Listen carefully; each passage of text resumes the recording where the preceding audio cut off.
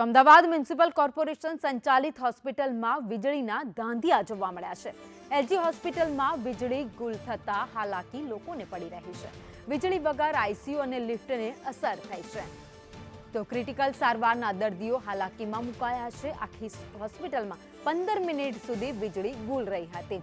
Generator ચાલુ થવામાં પણ ઘણો સમય લાગી ગયો। વિપક્ષ નેતા શહેજાદ ખાન પઠાણે હોસ્પિટલની મુલાકાત લેવાના છે તો અગાઉ પણ એલજી હોસ્પિટલમાં વીજળીના ધાંધિયા જોવા મળ્યા હતા। તો ફરી એકવાર એલજી હોસ્પિટલમાં વીજળી ગુલ થઈ ગઈ છે, જેના કારણે હાલાકી દર્દીઓને ભોગવવાનો વારો આવ્યો છે।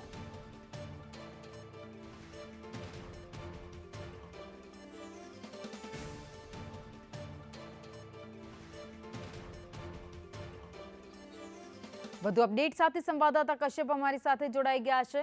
કશ્યપ, જ્યાં દિવસના અનેક લોકો સારવાર લેવા માટે જતા હોય છે તે હોસ્પિટલમાં જ વીજળીના ધાંધિયા જોવા મળ્યા છે અને સૌથી વધારે હાલાકી દર્દીઓને ભોગવવાનો વારો આવ્યો છે।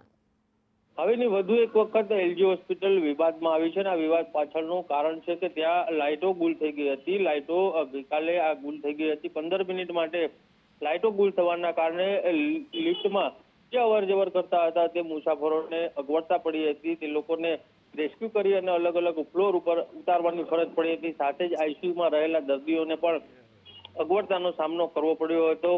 અવારનવાર અહીં લાઇટોની ફરિયાદના કારણે વિપક્ષ નેતા શહેજાદ ખાન પઠાણ આજે મુલાકાત લેવા જશે। કરોડો રૂપિયાનું બજેટ ફાળવવામાં આવે છે, તેમ છતાં એલજી હોસ્પિટલમાં આ પ્રકારના ધાંધિયા થતા હોવાની ફરિયાદ અનેક વખત આવી છે। જનરેટર પણ સમયસર શરૂ નહોતું થયું ને તેના કારણે 15 થી 20 મિનિટ દર્દીઓને હાલાકી ભોગવવી પડી હતી। આભાર માહિતી માટે।